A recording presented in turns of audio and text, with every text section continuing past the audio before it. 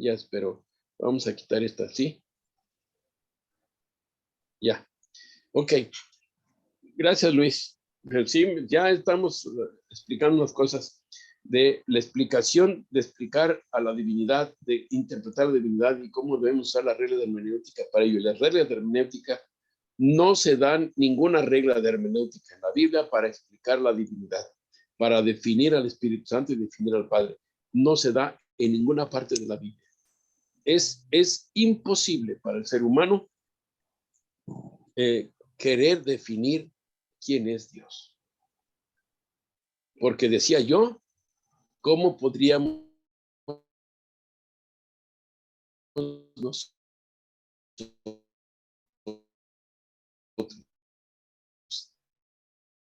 definir eso? Menos somos capaces de definir al creador del universo. El universo es ese y no sabemos dónde empieza y dónde termina. Si no sabemos eso, mucho menos vamos a saber quién lo creó al universo. Está complicadísimo. Y entonces, con precisión, por eso dice Elena White, con precisión, ¿qué es el Espíritu Santo? ¿Y qué es el Espíritu? Fuerza activa, como dicen testigos de Jehová. ¿Qué es el Espíritu? El Espíritu Santo, definirlo de una manera no lo podemos hacer, pero sí podemos hacer una cosa, platicar de él, lo que sabemos, y pedir lo que venga a nuestras vidas. Es ese Espíritu Santo, si podemos decir cómo actúa, que está actuando y por eso actúa en nosotros y por eso está actuando en Sofía. Yo no estoy actuando en ella, pareciera que sí, porque estoy dando el estudio y le doy clases, pero no. En realidad, quien está actuando en ella es el Espíritu Santo. Yo me quito a un lado, tengo mi actividad, sí, de participarle a ella de estas cosas. Tú debes entender eso, Sofía. Pero en realidad el que te está tocando, en realidad el que te está llevando de la manita es el Espíritu Santo. Y es allí donde ni tú ni yo debemos decir no, porque pues te está agarrando de tu manita, mira, te lleva. A veces tú dices, no, pero para allá no, pero te dice, te convence. Por eso dice que nos va a ayudar, nos va a guiar a toda verdad del Espíritu Santo. Sí sabemos cómo trabaja en ese aspecto, pero no sabemos definirlo. Es más, no podemos, es imposible. Con todo lo que he dicho, no es una retórica, estoy dando pura clase de teología. Que no podemos hacer otra cosa más que hablar de él. Sin embargo, en el asunto del Consolador, la palabra en griego, cuando se lo traducen en la Reina Valera, lo traducen como el paraclet, el Consolador. El griego original dice paracletos. Y cuando dice paracletos no se refiere a ningún consolador, se refiere a un abogado. ¿Y por qué dice que el Espíritu nos dice, Cristo nos dice que el Espíritu es el consolador? No. Cristo nos dice que el Espíritu es el abogado. Pero el abogado, ¿para quién? Podríamos interpretar, si de acuerdo a lo que está diciendo Cristo Jesús, porque dice que nos va a guiar a toda verdad y que es su obra de guiar a los hombres a toda verdad. El consolador no nos guía. ¿Por qué? El consolador, que no es otra cosa más que el abogado, pero es un abogado no para los seres humanos nada más. En cierta forma sí lo es, y lo dice el apóstol Pablo, pero es en esta situación como lo presenta Cristo, es el abogado de él. Porque él dice, yo me voy, pero enviaré a mi abogado para que abogue por él en nuestro corazón. Porque el Espíritu Santo nos va a tocar, nos va a guiar, nos va a convencer a redarguir de pecado, de juicio también. ¿Quién es? El Espíritu Santo. ¿Cómo lo hace? Yo no sé cómo lo hace, pero lo hace. Nadie sabe en realidad cómo trabaja, pero trabaja. Y al tener así que se cumple lo que dijo Cristo, que nos va a guiar a toda verdad. Pero nos va a guiar a toda verdad, ¿de quién? Dice, el Espíritu Santo me toma a mí, de la manita, ¿y a quién me lleva? ¿A quién me lleva? ¿Al Padre directamente? No, me lleva a Cristo. Y Cristo Jesús me lleva al Padre. Y él dijo, nadie viene al Padre si no es por mí. Por lo tanto, él usa un abogado, el Señor Jesucristo usa a su abogado para todos los seres humanos, para todos. ¿Quién es ese abogado? Es el Espíritu Santo. Por eso se debe entender y se debe interpretar correctamente esta parte del Consolador. Él no nomás me va a consolar, pues sí, el Espíritu Santo dice, yo estaré con vosotros todos los días hasta el fin del mundo. Pues es el Señor Jesús el que me consola, el que me salva, el que me libra, el que me cuida. Pero ¿quién hace esa labor? Porque él no puede estar al mismo tiempo que él, por su humanidad, y además él es intercesor ahorita en el cielo, usa un abogado, y ese abogado es el Espíritu Santo. Si habríamos de definirlo de solamente en ese contexto de abogacía, de abogado. Entonces, entonces ese abogado aboga por Cristo ante nosotros para que lo aceptemos. ¿Sí me expliqué bien? Es muy importante entender esta parte. Vamos a continuar. Pero dice que el Espíritu Santo no va a hablar de sí mismo. Nos va a guiar. Su labor es diferente, ¿no? La naturaleza del Espíritu Santo es un misterio. Ustedes se han puesto a pensar, no sé si ustedes, a mí yo me puse a pensar muchas veces. Te quiero preguntar algo, pero no encuentro aquí donde. A ver, pues tú pregúntalo como te nazca en la lengua, porque no hay otro modo. Pregunta. ¿Vas a preguntar?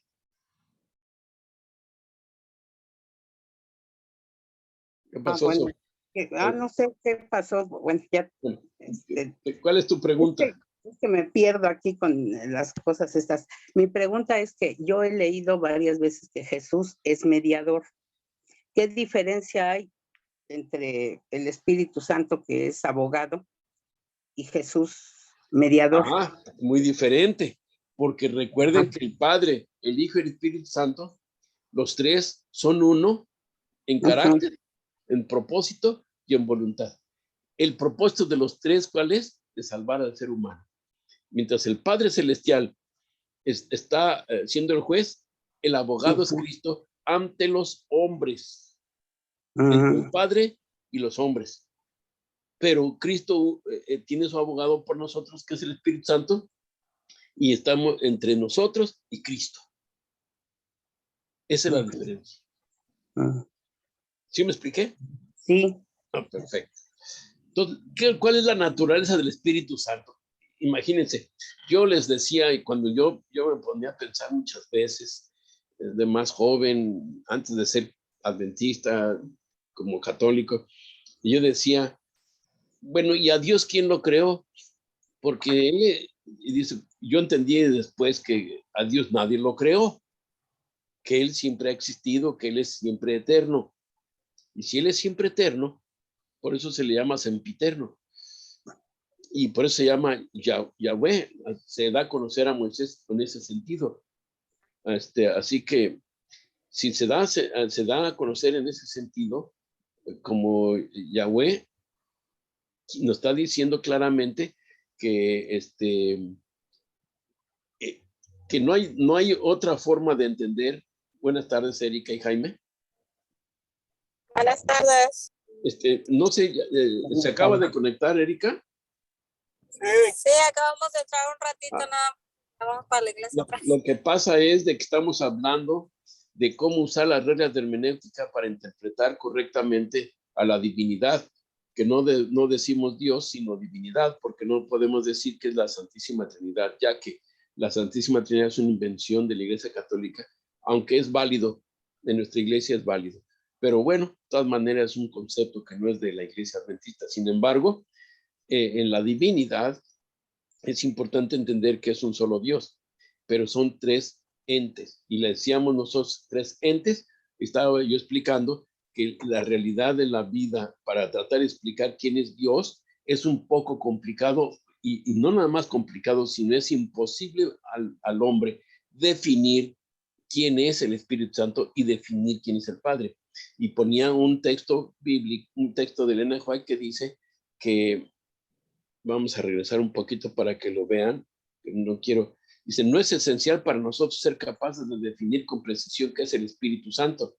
Cristo nos dice que el Espíritu es el Consolador, el Espíritu es verdad, el cual procede del Padre.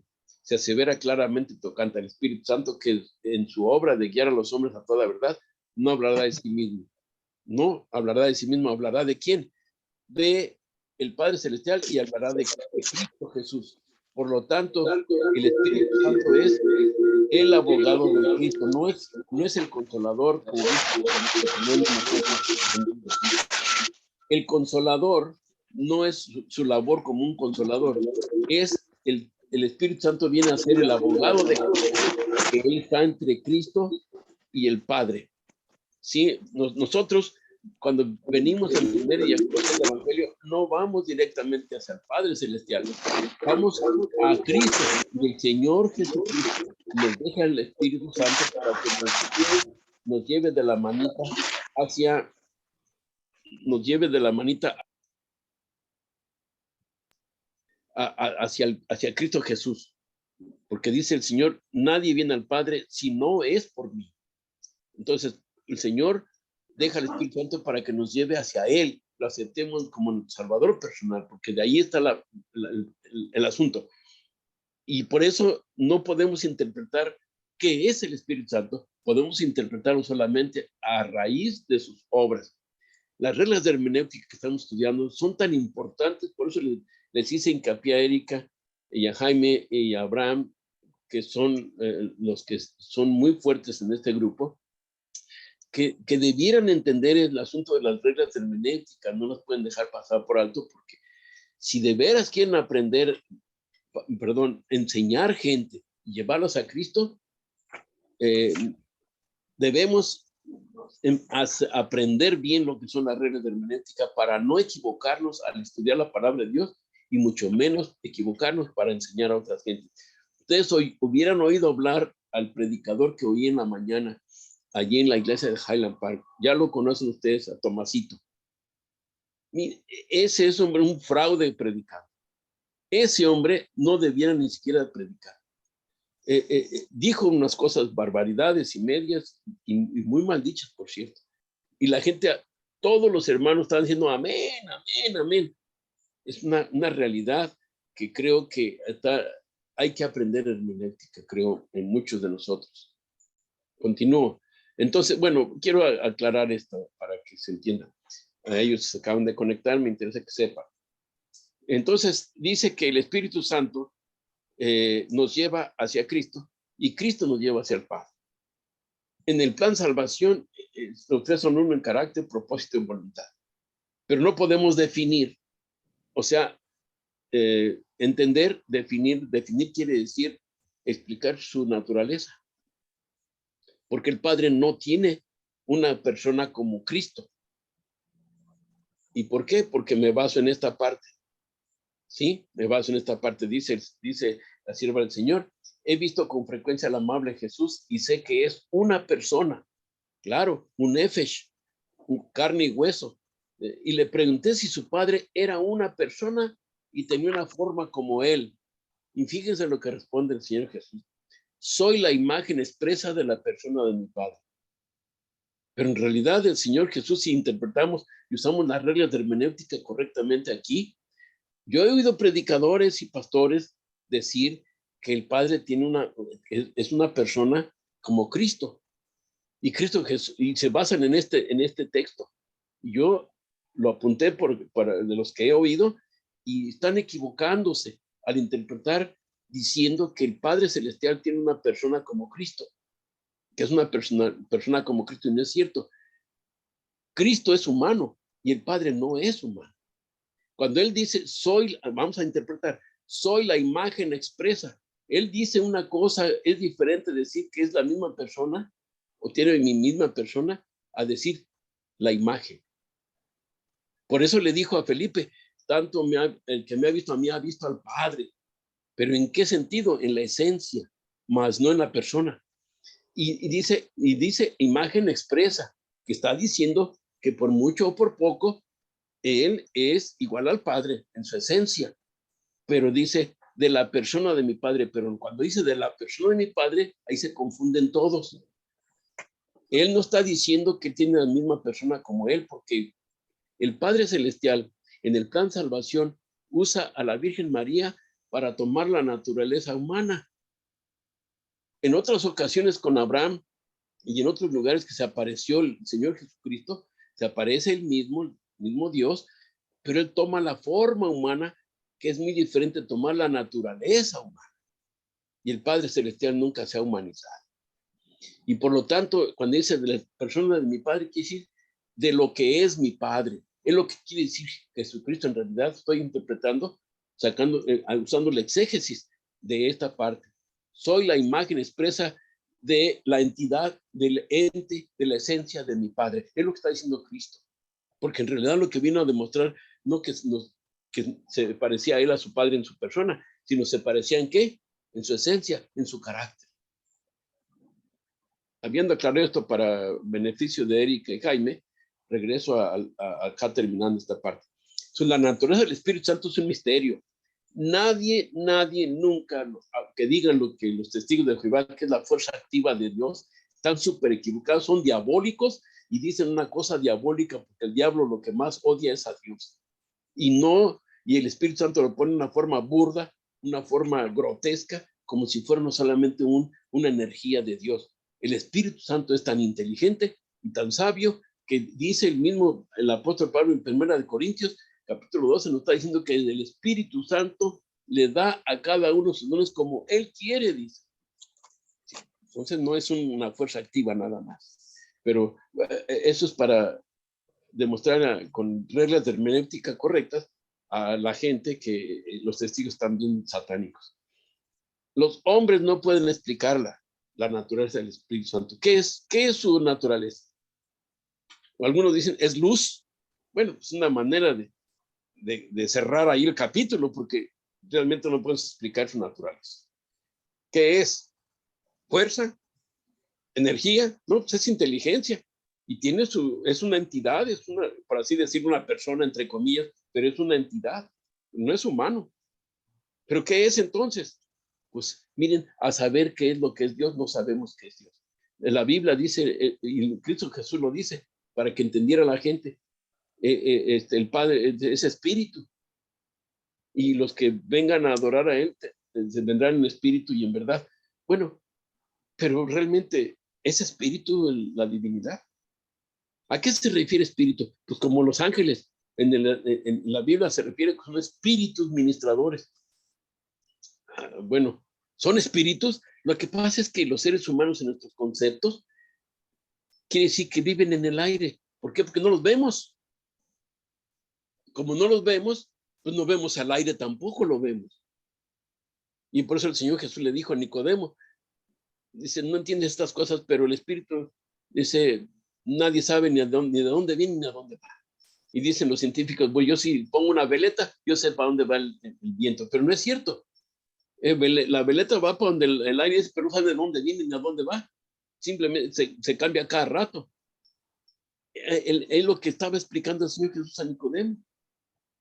Entonces la naturaleza no la entendemos. Es un misterio y como es un misterio, vamos a entender que es un misterio que no ha revelado Dios a la humanidad. Para nada. Los hombres no pueden explicarla porque el Señor no se la ha revelado. Los hombres de conceptos fantásticos, en la otra parte, ¿no? Otros lo traducen como caprichosos, conceptos caprichosos. Pueden reunir pasajes de las Escrituras y darles interpretación humana, pero la aceptación de esos conceptos no fortalecerá a la iglesia. Aún en nuestra iglesia, alguien que venga y quiere explicarlo, como yo he oído a un pastor adventista en inglés, quiere explicar a los jóvenes, a los niños, la Trinidad, o sea, la deidad, la quiere explicar con una cubeta de helados, que tiene 3 sabores, tiene 3 capas. Dice, así, este es helado, todo es un helado, ¿verdad? Pero este es de fresa, este es de vainilla y este es de chocolate. Dice, así es la Trinidad. Y decir eso es falta de respeto al gran creador del universo. Nunca debemos, ni siquiera con la fórmula química del agua, H2O, 2 hidrógenos por 1 de oxígeno. Realmente nosotros no podemos, con las cosas creadas por Dios, para querer explicar lo que Dios no ha explicado, querer explicarlo. Ni con el agua, ni con el helado, ni con nada podemos explicar la naturaleza, ni de Dios, ni la divinidad, pues. No con capricho como lo que tenemos. ¿Sí? Entonces, en cuanto a estos misterios, demasiado profundos para el entendimiento humano, el silencio es oro, es elocuente. ¿Qué quiere decir? Que si nosotros nos metemos en esa profundidad a querer explicar a Dios y con conceptos humanos, cometemos el grave error de que hace el diablo hoy en día. Echar a perder a la gente. Malentender, hacer malentender a la gente y además perdernos. Eso es lo que quiere el diablo. Por eso ella dice, son profundos, no está fuera de nuestro alcance. Lo mejor es guardar silencio en cuanto a en querer explicar su naturaleza, la naturaleza de Dios. El oficio del Espíritu Santo, aquí sí lo explica la Biblia, claramente en las palabras de Cristo, cuando dice, Él viniere, redarguirá al mundo de pecado y de justicia y de juicio. Sí, es lo que le estoy diciendo. El Espíritu Santo es el paracletos, no es el consolador, es el paracletos, es el abogado que usa a Cristo para llegar a nuestro corazón. Él es el mediador allá, pero el Espíritu Santo es nuestro mediador de nosotros y Cristo. Cristo es el que está, él en realidad, trabajando con el Espíritu Santo para ganarse a los seres humanos, convertirlos, guiarlos y darnos a entender que estamos en un juicio. Y acerca del pecado también, que no entendamos que es pecado.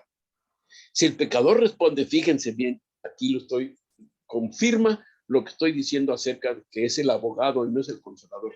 Si el pecador responde a la influencia vivificadora del Espíritu, será inducido a arrepentirse y a comprender la importancia de obedecer los requerimientos divinos. ¿Y saben cuáles son los requerimientos divinos?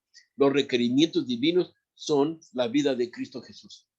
¿Y por qué? Porque la vida de Cristo Jesús, el Señor Jesús dijo, si yo no hubiera venido, tendrías excusa para pecar, mas porque yo ya vine, ya no tendré ninguna excusa. Él es nuestro ejemplo. El carácter de Cristo es el que nos implanta en nuestras vidas y en ese carácter es el que vamos a vivir eternamente con ese carácter. Y debe crecer en nosotros, debe madurar en nosotros. Así que el pecador responde al llamado ¿de quién?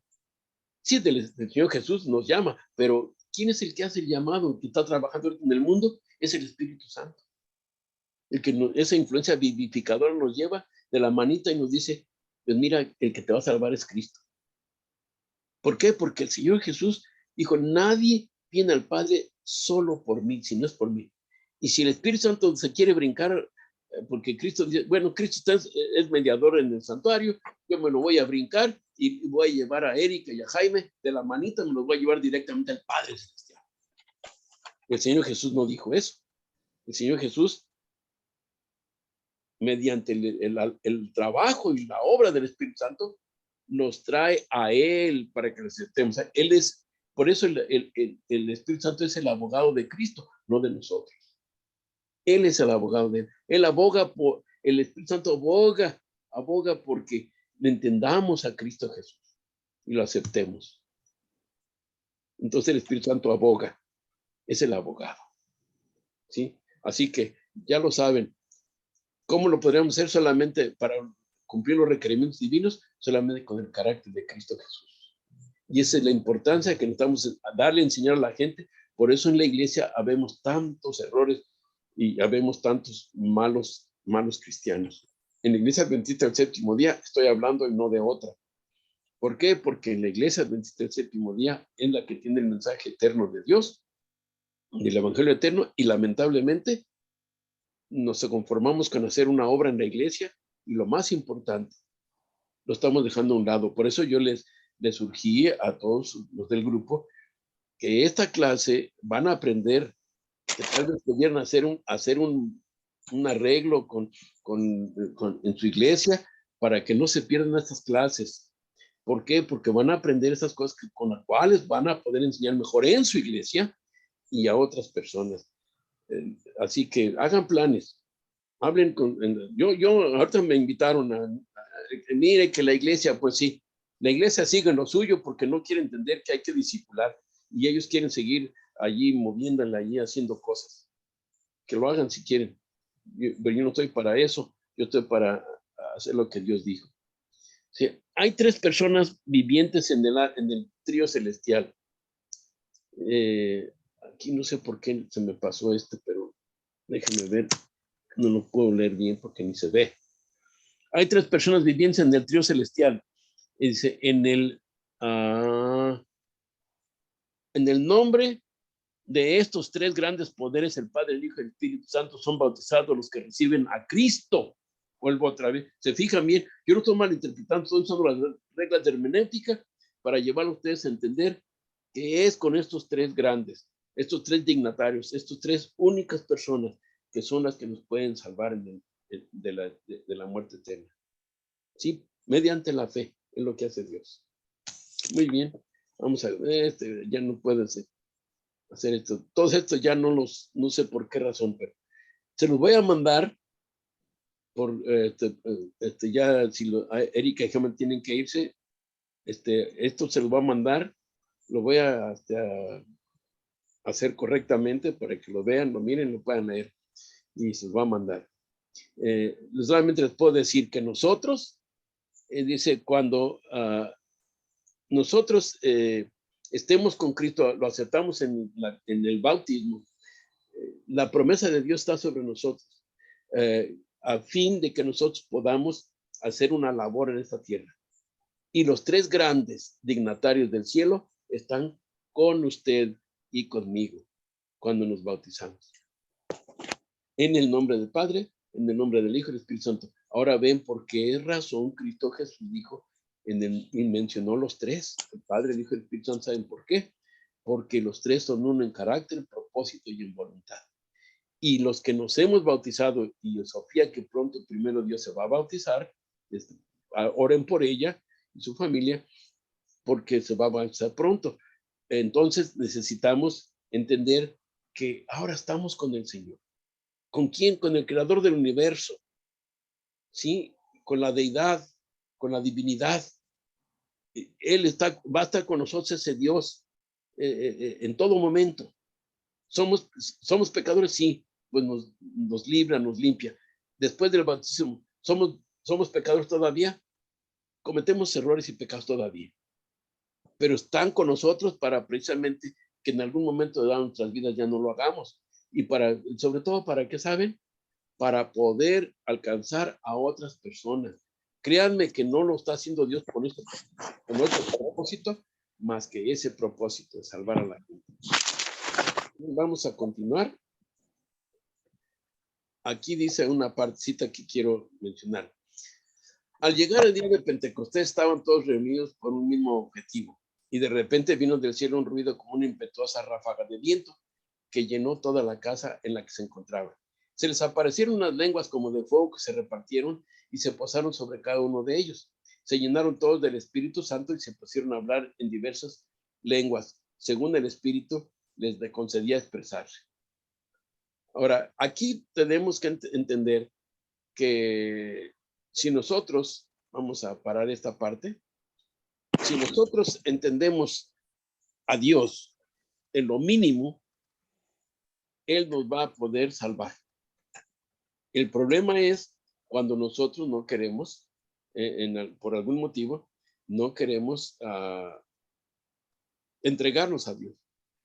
Aquí lo que Dios quiere que le demos le demos crédito con fe y digamos, bueno, Señor, me entrego a ti, haz tú tu obra conmigo, y Él lo va a hacer, ¿sí?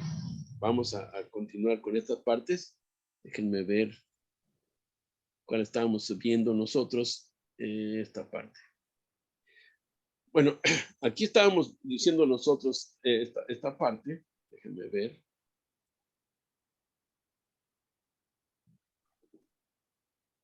Más que no, aquí está.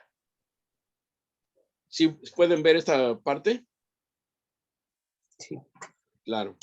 Necesitamos permitir, dice, que la exégesis, dice, no es en realidad, no es ni un lujo ni un mal necesario. La exégesis, ya dije, es tan importante que la hermenéutica lo usa para poder entender un texto bíblico. Tampoco es un mero juego de palabras y oraciones, sino que es un trabajo diligente con el texto bíblico al fin de descubrir su significado, que es lo que yo estoy haciendo. Por eso le quise traer primeramente el tema de la divinidad, para que vean cómo estoy tratando el asunto con las reglas de hermenéutica. Estoy usando las reglas que me permite la Biblia misma me permite usar. Si yo no puedo decir que la bestia es el Papa, cuando dice la Biblia que la bestia es un reino y no un solo hombre. ¿Sí? ¿Me explico? Dos cosas así como esa, ¿no? Dice, este proceso de exégesis incluye la teología bíblica como una parte inseparable. Preguntas de relevancia y aplicaciones prácticas no pueden estar separadas del proceso exegético. Puede también resultar útil para todo el proceso hermenéutico conocer la historia de la interpretación del texto. Aquí empieza una regla importante que deben identificar. Aquí estoy identificando una regla que es, en primer lugar, conocer la historia del por qué ese texto está entendiéndose de esa manera. Por ejemplo, ¿por qué dicen que la esposa de Cristo es la Santa Ciudad? Porque se ha venido dando a través de la historia gente que lo sacó así de esa manera. ¿Sí? Entonces hay que llevar un proceso hermenéutico y ese proceso en conocer la historia, que es lo que dicen, y lo dicen mucha gente, para interpretar un texto bíblico que estamos estudiando, ¿cuál es ese texto bíblico? Estoy trayendo a colación el asunto de la esposa de Cristo es la Santa Ciudad, ¿o no? Y ahí, ¿no? Porque todos dicen, no, la iglesia es la esposa de Cristo. Eso es mentira. Eso es mentira. Están interpretando mal un texto. No se han dado cuenta. Hasta el tiempo presente dice, a fin de estar informado, perdón, se me pasó a otro lado la saliva.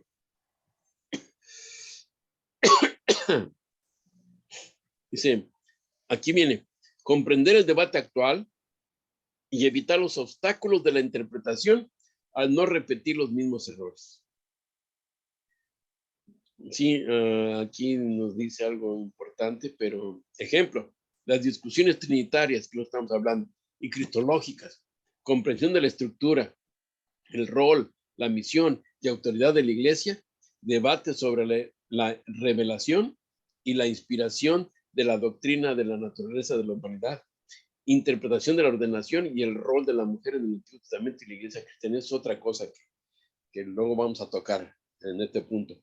Aquí importante es que estas reglas de hermenéutica me están dictando que yo necesito poner como cristocéntrico y comprender la estructura de cómo está estructurado y el rol, misión y autoridad de la iglesia, por qué la iglesia dice esto y por qué otras iglesias dicen otra cosa.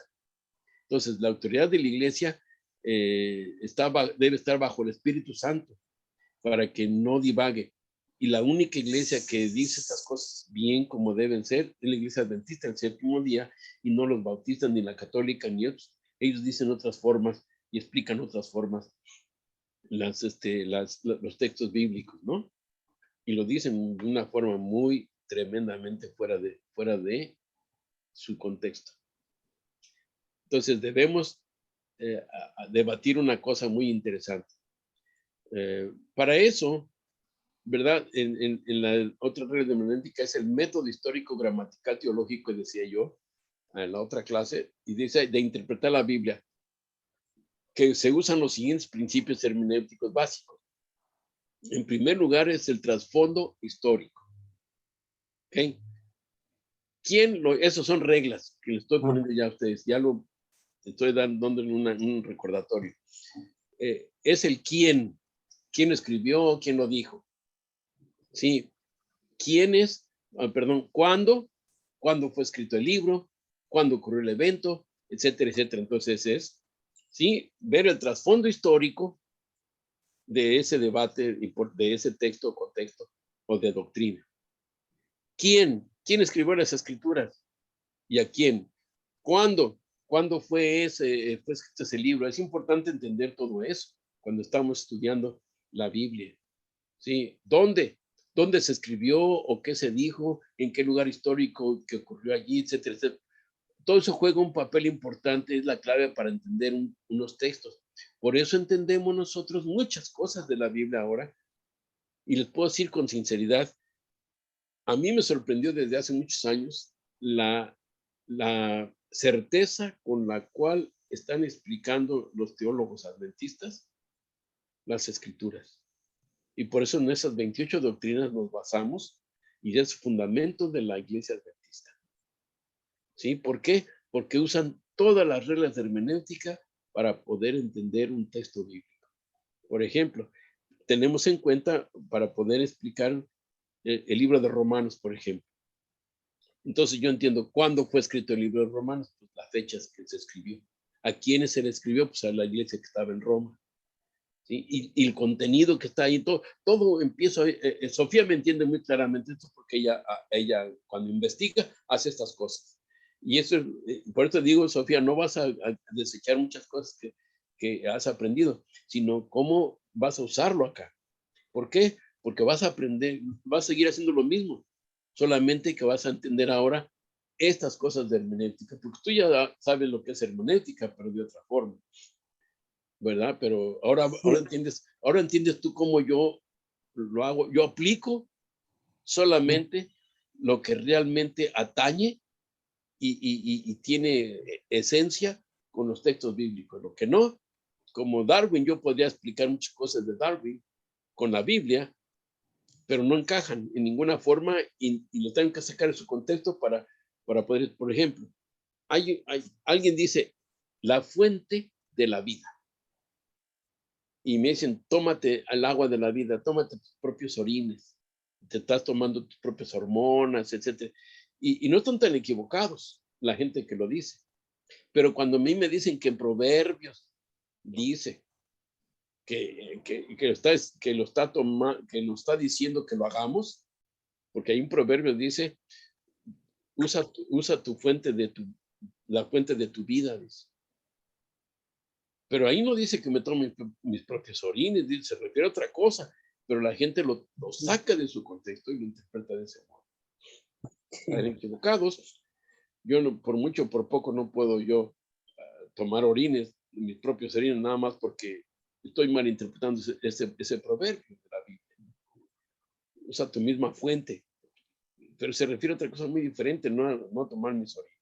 Pero la gente que escribe libros y que habla mucho de la urología y de la uroterapia, pues ellos entienden eso y mucha gente se es convencida por ellos y usan ese texto bíblico para poder explicar. Y hasta la Biblia lo dice, la Biblia no lo dice así.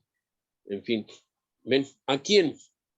El descubrir la audiencia original determina su comprensión y aplicación.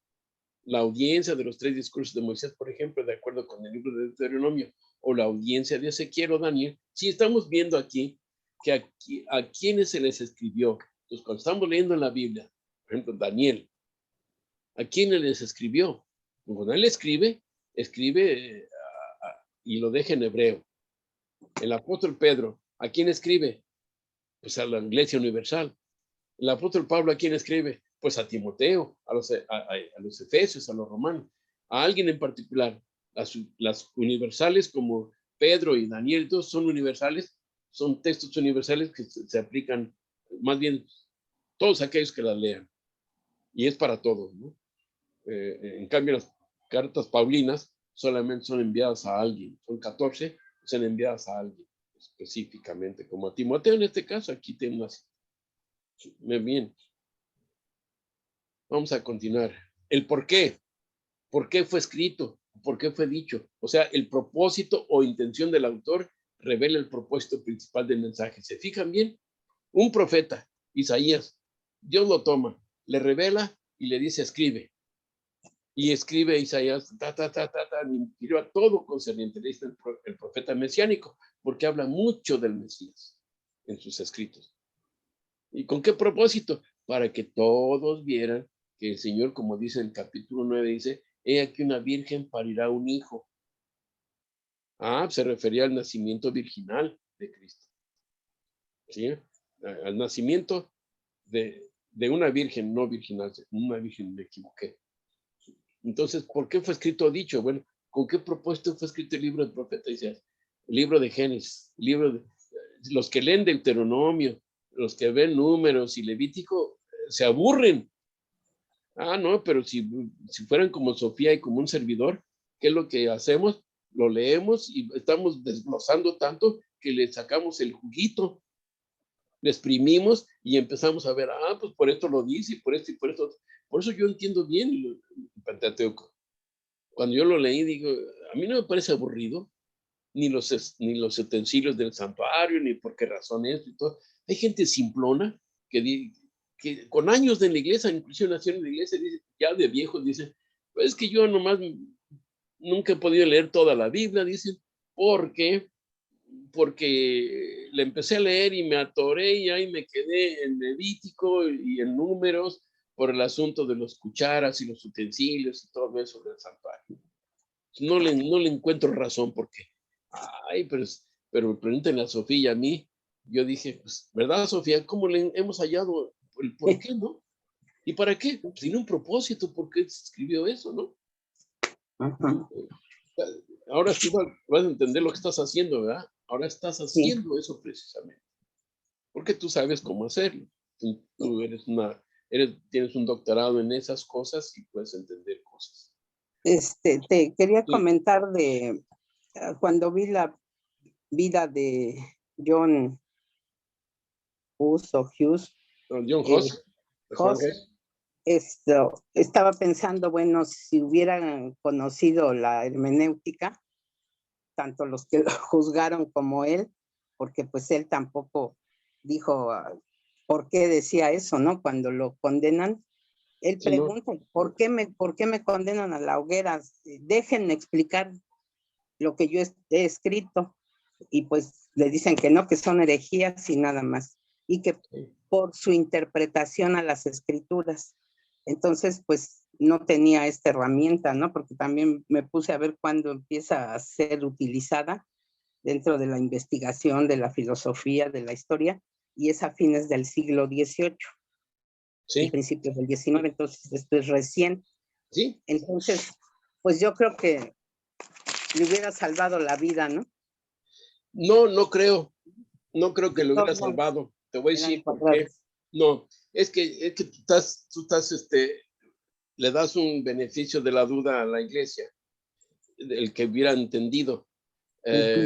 No hubieran entendido, porque si lo que estaban viendo de un personaje como Juan Hus, como Savonarola, como Martín Lutero, la iglesia estaba entendiendo que ellos estaban diciendo las cosas correctas, aunque no usaron las reglas de hermenéutica, lamentablemente, y es lamentable esto, pero ellos están cerrados en su propia interpretación. Ellos interpretan que la escritura solamente la deben, en ese tiempo, la deben entender los sacerdotes y debe dársela al pueblo en latín, porque el latín le ha servido a todo, por siglos les había servido y lo querían seguir usando. Hasta en mis tiempos todavía, de niño, todavía usaban el latín para dar la misa en latín. No lo querían dar en español. Entonces, ellos no hubieran entendido, Sofía. No hubieran, no. ¿Por qué? Su mente ya está formateada a su propia hermenéutica de ellos. Y fuera de eso, no permitían nada. Así que no hubieran entendido. No, la prueba está que ya por 2 siglos antes les estaba mandando Dios como a Savonarola. Lo quemaron antes, 100 años antes de Martín Lutero, y no les llegó ni siquiera, les entró por un oído y les salió por el otro, ¿no? A ellos lo que les interesa al papado es el poder, tristemente. Entonces ahora viene el qué. ¿Qué fue escrito o dicho? Se trata de resumir el mensaje en una frase, en un párrafo corto, ayuda a descubrir el contenido, el mensaje básico a la enseñanza esencial y las ideas principales. Es muy importante el qué. O sea, todas estas preguntas que estamos haciendo, el 5, las 6, todos son reglas que tendrán ustedes que cuando lean la Biblia aplicar esas preguntitas o esas cosas, esas reglas. para que puedan ustedes entender este concepto de por qué fue escrito, el propósito, qué fue escrito, qué es el contenido. Yo pongo en práctica todo eso. Por ejemplo, si yo quiero entender el Apocalipsis, yo digo, bueno, en primer lugar es una visión. Todo lo que está escrito aquí es un símbolo. Pues yo no puedo entenderlo de otra forma. Pero si lo quiero dar una explicación literal a unos símbolos como el Apocalipsis, ya no estoy poniendo en práctica estas reglas. Estoy quitando estas reglas. ¿Qué es lo que hacen las iglesias hoy en día? Dan explicaciones literales a símbolos que la misma Biblia no explica. A mí un día me dijo un bautista, dice, ¿sabes quién es Gog y Magog? Le dije, no, pues yo recién entraba a la iglesia, no sabía nada, pero ya había leído. Y no entendía yo el Apocalipsis, no lo entendía para nada. Y me dice, Gog y Magog es Rusia y Estados Unidos. ¿Y en qué se basaba? Pues en lo que le dijo su pastor. ¿Y el pastor en qué se basaba? Pues nomás en suposiciones de ellos mismos, presuntuosas, porque realmente la Biblia no explica esos símbolos. Sí sabemos quién fue Gog y Magog, y le damos esa interpretación en la iglesia adventista, pero concerniente a la historia. ¿Quién era Gog y quién era Magog? Pero concerniente al Armagedón, que muchos le dan esa aplicación hoy en día, diciendo que Israel es el que está ahí, todo el mundo se le va a voltear contra Israel, allá en Israel, etc. Lo dicen así, pero no. Armagedón, el Armagedón ni siquiera aparece en ninguna parte de la escritura de la Biblia, ni de Génesis.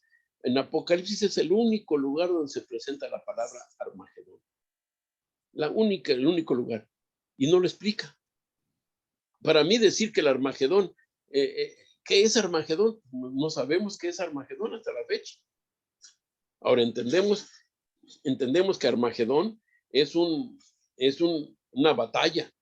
Ahí sí, la iglesia adventista empieza a entender que el Armagedón es una batalla, es una guerra que se va a llevar. Y sí, ahora entendemos a través de las profecías, entendemos, pero no podemos explicar la palabra Armagedón porque no existe en otra parte de la Biblia. La iglesia adventista tiene solamente el decir que es el monte Megido, que en ese hay una llanura grande en Israel donde se reunían los grandes ejércitos a pelear. En Jezreel, en Jezreel, como le quieran llamar, pero es allí en Megido. Pero Megido no quiere decir Armagedón, quién sabe. O sea que, pero sí tenemos alguna explicación lógica, porque el Armagedón es cuando en aquel tiempo Gog y Magog se reunieron para luchar contra el Israel, en el Israel moderno, van a luchar contra el Israel moderno. Su símbolo son los poderes del mundo, se le van a volcar en contra de los adventistas del séptimo día en un momento dado, por el asunto del sábado. Ya lo verán más adelante, ya verán. Y ya estamos llegando a ese punto. Entonces, sí nos va a llegar el agua al cuello. Pero, ven, hay que usar correctamente las reglas para explicar y entender. ¿Qué van a hacer? ¿Van llegando? Ok. Bueno, entonces los dejo para la próxima semana. Me quedo en esto para que podamos continuar en esta parte. ¿Tienen preguntas? Díganmelas. Y si no, en la semana me mandan un texto y me preguntan. Todo bueno, Rafa, todo bueno. Ok, bueno. Entonces, gracias por estar en la clase. Dios les bendiga. Saludos a todos. Gracias. Hasta pronto, que tengan buena semana. Que los bendiga. Buenas tardes a Bye. todos.